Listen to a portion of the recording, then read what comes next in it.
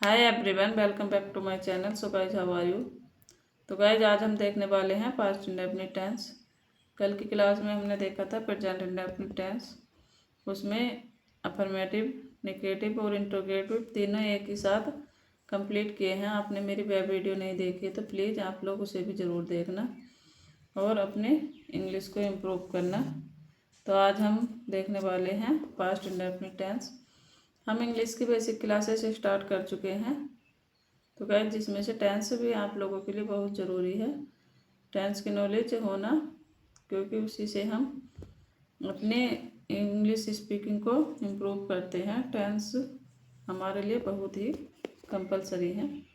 तो हम देखते हैं आज पास्ट इंडेफिनिट टेंस, जिसमें हम देखेंगे पहचान, रूल्स, स्ट्रक्चर सभी हम एक ही वीडियो में कंप्लीट करेंगे। इंट्रोगेटिव, नेगेटिव, अफर्मेटिव सभी एक साथ देखने वाले हैं। तो प्लीज़ आप लोग अधिक से अधिक शेयर करना और चैनल पर नए हो तो सब्सक्राइब करना और वीडियो को लाइक करना बिल्कुल मत भूलना, क्योंकि वीडियो बनाने में बहुत मेहनत लगती है। तो हम देखने वाले हैं पास्ट इंडेफिनिट टेंस। हम इसको शुरुआत करते हैं। तो इंडेफिनिट टेंस को हम सिंपल टेंस भी बोलते हैं। इंडेफिनिट टेंस क्या होते हैं? इंडेफिनिट टेंस भी होते हैं जिसका कोई अंत नहीं होता है, शुरुआत नहीं होती, हमें कोई पता नहीं चलता कि इसकी कब से शुरू हुआ है या कब इसका अंत होने वाला है। तो इस टेंस में इंडेफिनिट टेंस में कोई हम पहचान नहीं कर सकते कि ये किस तरह से कब शुरू हुआ है और कब इसका लास्ट होगा। तो ये इंडेफिनिट टेंस बहुत ईजी होते हैं वैसे तो।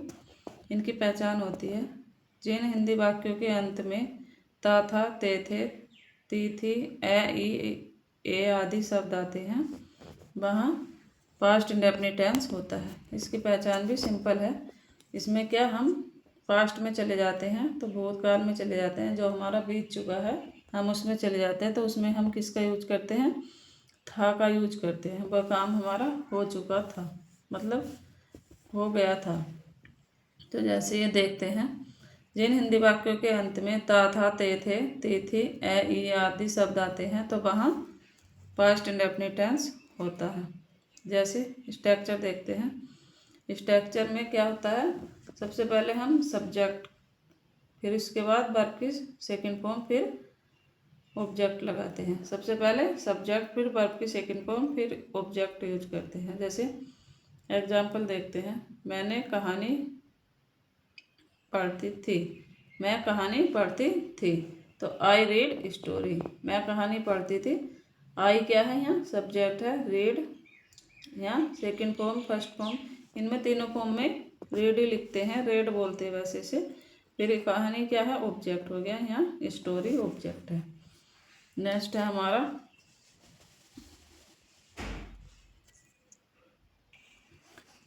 हमारा मैंने कहानी पढ़ी। मैंने कहानी पढ़ी, आई रीड स्टोरी। मैंने कहानी पढ़ी, आई रीड स्टोरी। नेक्स्ट है हमारा आपने अंग्रेजी सीखी। आपने अंग्रेजी सीखी, तो यू लर्न इंग्लिश। यहाँ हम सभी में सेकंड फॉर्म यूज कर रहे हैं। बस आपको पास्ट में इतना ध्यान रखना है कि इसमें सेकंड फॉर्म का यूज होगा। नेक्स्ट हमारा वे स्कूल गए। वे स्कूल गए, तो इसमें हम क्या लगाएंगे? They went to school. Go की सेकंड फॉर्म वेंट होती है, इसलिए यहाँ वेंट का यूज हुआ। They went to school. वह मेरे पास आया। वह मेरे पास आया, ही केम टू मी। यहाँ कम की सेकंड फॉर्म केम हो गई, तो यहाँ ही सब्जेक्ट है, फिर second form came, to me object है। वह मेरे पास आया, तो ही केम टू मी। मैं उससे कल मिला। मैं उससे कल मिला, he met her yesterday. He met her yesterday. Next है हमारा मैंने उसे एक पेंसिल दी। मैंने उसे एक पेंसिल दी, तो यहाँ I gave him a pencil. I gave him a pencil. देने के लिए हम गिव का यूज करते हैं, तो यहाँ गिव की सेकंड फॉर्म गेव है, तो यहाँ क्या गेव का यूज हुआ है। I gave him a pencil. उसने एक पत्र लिखा। उसने एक पत्र लिखा, ही रोट ए लेटर। तो हम लिखने के लिए राइट का यूज करते हैं, तो राइट की सेकंड फॉर्म यहाँ रोट हुई, तो यहाँ हम रोट का यूज करेंगे। आज अब हम देखने वाले हैं नेगेटिव सेंटेंस, पास्ट इंडेफिनिट के नेगेटिव सेंटेंस। तो हम सबसे पहले इसका स्ट्रक्चर देखते हैं। स्ट्रक्चर होता है हमारा subject plus helping verb did plus note plus verb की फर्स्ट फॉर्म प्लस ऑब्जेक्ट। तो इसमें क्या है, हेल्पिंग वर्ब हम डिड का यूज करते हैं यहाँ, डिड के साथ नेगेटिव में हम नोट का यूज करेंगे। तो हेल्पिंग वर्ब यहाँ बस डिड का, नेगेटिव में हम डिड का यूज करते हैं। तो जैसे वे स्कूल नहीं गए, वे स्कूल नहीं गए, तो they did not go to school. तो यहाँ दे क्या है, सब्जेक्ट है, फिर हेल्पिंग वर्ब डिड, फिर नहीं के लिए नोट का यूज हुआ, गो फर्स्ट फॉर्म है, फिर ऑब्जेक्ट द स्कूल ऑब्जेक्ट हो गया। नेक्स्ट है हमारा मैंने कहानी नहीं पढ़ी, मैंने कहानी नहीं पढ़ी, तो इसके लिए करेंगे हम आई did not read a story, I did not read a story. तो यहाँ क्या है, ये आई क्या है, मैं क्या हूँ, सब्जेक्ट है, फिर डिड हेल्पिंग वर्ब है, फिर नहीं के लिए नोट का यूज हुआ, रीड पढ़ी के लिए, हम पढ़ने के लिए रीड का यूज करते हैं। तो ये वर्ब की फर्स्ट फॉर्म है, ए स्टोरी ऑब्जेक्ट हो गया। नेक्स्ट हमारा मैं वहाँ नहीं गया, तो मैं वहाँ नहीं गया, तो I did not go there.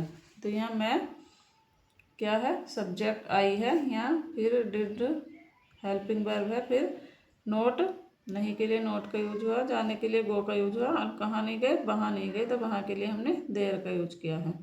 तो मैं वहाँ नहीं गया, I did not go there. Next हमारा कल वर्षा नहीं हुई, कल वर्षा नहीं हुई, तो it did not rain, it did not rain. Next है हमारा उसने क्रिकेट नहीं खेला, उसने क्रिकेट नहीं खेला, तो he did not play cricket. तो यहाँ ही सब्जेक्ट हो गया, फिर हेल्पिंग वर्ब, फिर नॉट, फिर प्ले क्रिकेट। प्ले क्या है, हेल्पिंग वर्ब, प्ले है वर्ब की फर्स्ट फॉर्म, फिर ये क्रिकेट है ऑब्जेक्ट। नेक्स्ट है हमारा तुमने एक पत्र नहीं लिखा, you did not write a letter. तो यू सब्जेक्ट है, डिड हेल्पिंग वर्ब है, नहीं के लिए नोट का यूज है, लिखने के लिए राइट का यूज करते हैं। ए लेटर एक पत्र, हम तुमने एक पत्र नहीं लिखा, तो you did not write a letter. Next है हमारा मैं नहीं जानता था, आई डिड नॉट नो, मैं नहीं जानता था, आई डिड नॉट नो। आई क्या है यहाँ, सब्जेक्ट है, फिर हेल्पिंग वर्ब डिड है, फिर नहीं के लिए नोट, और जानते के लिए नो का यूज हुआ है। नेक्स्ट है सेंटेंस हमारा वह वहाँ नहीं जाना चाहता था, वह वहाँ नहीं जाना चाहता था, तो he did not want to, he did not want to go there. तो ही सब्जेक्ट आ गया, फिर हेल्पिंग वर्ब, फिर नोट का यूज हुआ है, फिर वांट जाने के, चाहते के लिए हम वांट का यूज करते हैं, तो want to go, go verb की फर्स्ट फॉर्म है, ये देयर वहाँ नहीं, वहाँ के लिए हमने देयर का यूज हुआ है। तो he did not want to go there. Guys video आप लोगों के लिए थोड़ी सी भी हेल्पफुल है, तो प्लीज़ वीडियो को ज़्यादा से ज़्यादा शेयर करना और अधिक से अधिक लाइक करना, और चैनल पर नए हो तो सब्सक्राइब भी करना। अब हम देखते हैं इसका इंट्रोगेटिव सेंटेंस, पास्ट इंडेफिनिट के इंट्रोगेटिव सेंटेंस।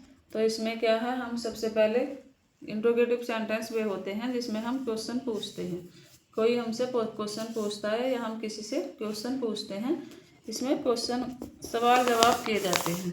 तो ये क्या है, हमारे इंट्रोगेटिव सेंटेंस में हम सवाल जवाब करते हैं। जैसे हम इसका स्ट्रक्चर होता है, सबसे पहले हम हेल्पिंग वर्ब लाते हैं, उसके बाद हम सब्जेक्ट को यूज करते हैं, फिर वर्ब की फर्स्ट फॉर्म, फिर ऑब्जेक्ट, फिर क्वेश्चन मार्क लगाते हैं। तो इस स्ट्रक्चर में देखते हैं, जैसे सबसे पहले हमने डिड लगाया, फिर सब्जेक्ट, फिर वर्ब की फर्स्ट फॉर्म, फिर ऑब्जेक्ट, फिर क्वेश्चन मार्क। तो हम देखते हैं सेंटेंस क्या बोल, क्या मैंने पुस्तक पढ़ी। तो इसमें मैंने किसी से क्वेश्चन करा, क्या मैंने पुस्तक पढ़ी, तो इसे हम बनाते हैं did I read the book. तो डिड यहाँ हेल्पिंग वर्ब है, फिर हम सब्जेक्ट का यूज करते हैं आई, फिर क्या है वर्ब की first form read the book. तो ये क्या मैंने पुस्तक पढ़ी, I did I read the book. Next हमारा, क्या तुम्हारे पिताजी दिल्ली गए थे। क्या तुम्हारे पिताजी दिल्ली गए थे, तो इसे हम कैसे बनाते हैं।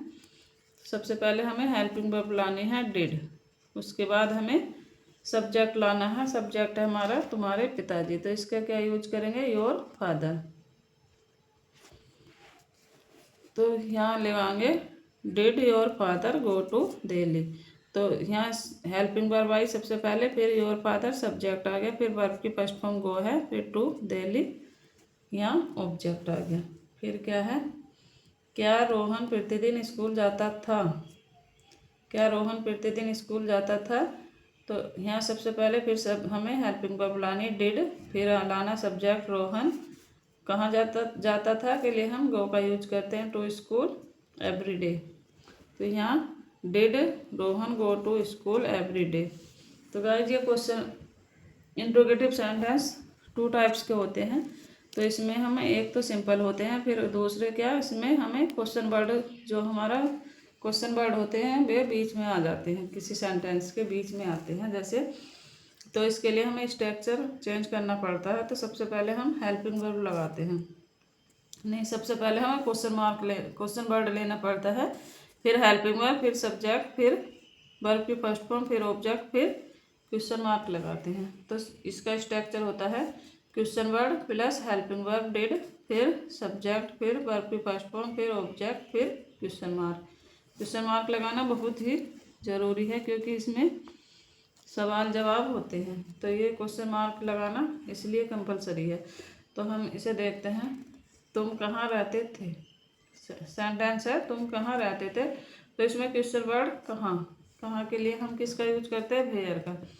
तो वेयर, फिर हमारा हेल्पिंग वर्ब डिड आ गई, फिर हमारा सब्जेक्ट यू है, फिर रहते थे कि वर्ब की फर्स्ट फॉर्म है लिव, तो where did you live. Next है हमारा, तुमने शोर क्यों मचाया। तुमने शोर क्यों मचाया, तो इसमें क्वेश्चन वर्ड है क्यों। क्यों के लिए हम भाई का यूज करते हैं, तो भाई, फिर हेल्पिंग वर्ब है हमारे डिड, फिर हमारा सब्जेक्ट है यू, फिर मेक, शोर मचाने की होती है मेक, क्या मचाया शोर, तो ये नॉइज। तो भाई did you make a noise. Next है हमारा, क्या वे घर पहुँचे थे।